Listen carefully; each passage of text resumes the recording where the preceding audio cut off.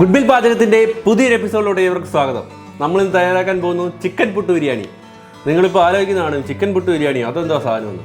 നമ്മൾ പുട്ടുണ്ടാക്കുക, ചിക്കൻ കറി ഉണ്ടാക്കുക, എന്നിട്ട് ഇച്ചിരി അല്ലറ ചില്ലറ ഐറ്റംസ് ഒക്കെ ഇട്ട് കൊടുക്കുക, മസാല ഇട്ട് കൊടുക്കുക, ഒന്ന് സെറ്റാക്കി നല്ല മിക്സാക്കി എടുക്കുക. അപ്പോൾ നല്ല അടിപൊളി ചിക്കൻ പുട്ട് ബിരിയാണി ലഭിക്കും. നിങ്ങൾ വെറുതെ പുട്ടും ചിക്കൻ കറിയും കഴിക്കുന്ന പോലെയല്ല, ഇത് വേറൊരു ടേസ്റ്റാണ്. നമുക്ക് പാചകത്തിലേക്ക് കടന്നാലോ?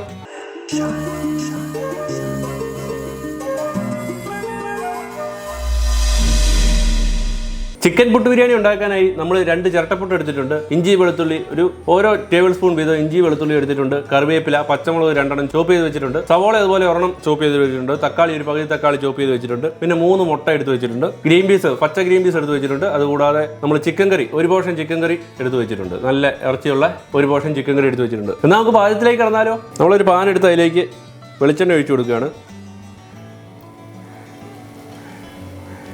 ഒന്ന് ചൂടായി വരുമ്പോഴത്തേക്ക് ഇഞ്ചി നല്ലതായിട്ട് ചോപ്പ് ചെയ്തു,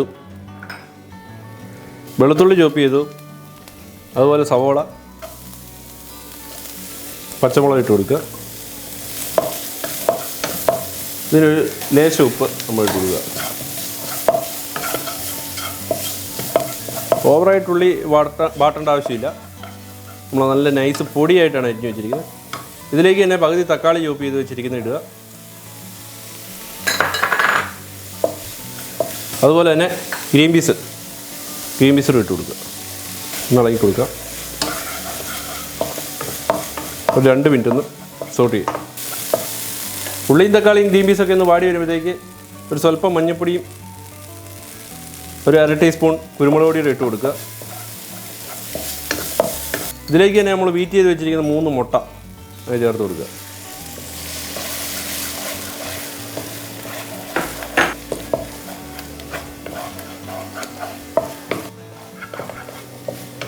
മുട്ട ആ വെള്ളമൊക്കെ മാറി നല്ല പരുവത്തിനായിട്ടുണ്ട്. നമ്മളിതിലേക്ക് പുട്ട് ചേർത്ത് കൊടുക്കുന്നു.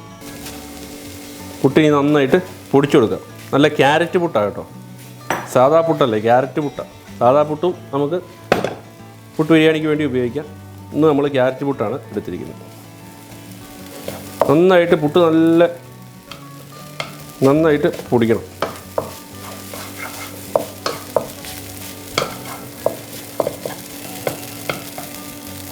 നമ്മളിതിലേക്ക് ചിക്കൻ കറി ചേർത്ത് കൊടുക്കുന്നു. ഒരു പോർഷൻ ചിക്കൻ കറി ചേർത്ത് കൊടുക്കുകയാണ്. ആ ചിക്കൻ്റെ പീസൊക്കെ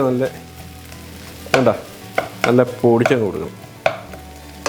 ഇങ്ങനെ കുത്തി ചിക്കൻ്റെ പീസൊക്കെ നല്ല പൊടിച്ചങ്ങ് കൊടുക്കണം. അടിപൊളിയായിട്ട് അങ്ങോട്ട് മിക്സ് ചെയ്ത് കൊടുക്കണം. നമ്മൾ 1 ടീസ്പൂൺ നെയ്യ് ചേർത്ത് കൊടുക്കുകയാണ്. നല്ലൊരു ഫ്ലേവറും നല്ലൊരു ടേസ്റ്റും കിട്ടും.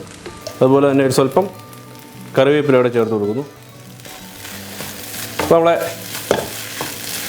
അടിപൊളി ചിക്കൻ പുട്ട് ബിരിയാണി റെഡി ആയിട്ടുണ്ട്.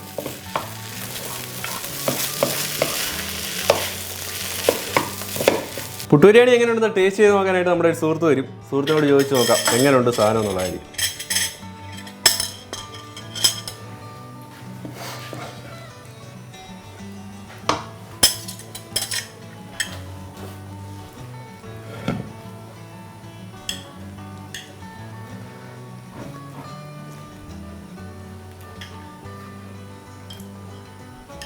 ചേട്ടാ അടിപൊളി സാധനം കേട്ടോ, സൂപ്പറായിട്ടുണ്ട്. ഇങ്ങനെ ഇത് ആദ്യമായിട്ടാണ് കഴിക്കുന്നത്, സംഭവം കൊള്ളാം. റയോൺസിന് ചിക്കൻ പുട്ട് ബിരിയാണി നന്നായിട്ട് ഇഷ്ടപ്പെട്ടിട്ടുണ്ട്. നിങ്ങളിത് എല്ലാവരും ഒന്ന് വീട്ടിലൊന്ന് ട്രൈ ചെയ്ത് നോക്കുക. ഒരു കിടുക്കൻ റെസിപ്പിയാണ്. നമ്മുടെ ചാനൽ ഇഷ്ടപ്പെട്ട് കഴിഞ്ഞാൽ ലൈക്ക് ചെയ്യുക, ഷെയർ ചെയ്യുക, കമൻറ്റ് ചെയ്യുക, സബ്സ്ക്രൈബ് ചെയ്യുക. വീണ്ടും മറ്റൊരു എപ്പിസോഡിൽ കണ്ടുമുട്ടാം. Signing off Tijo from goodwill പാചകം.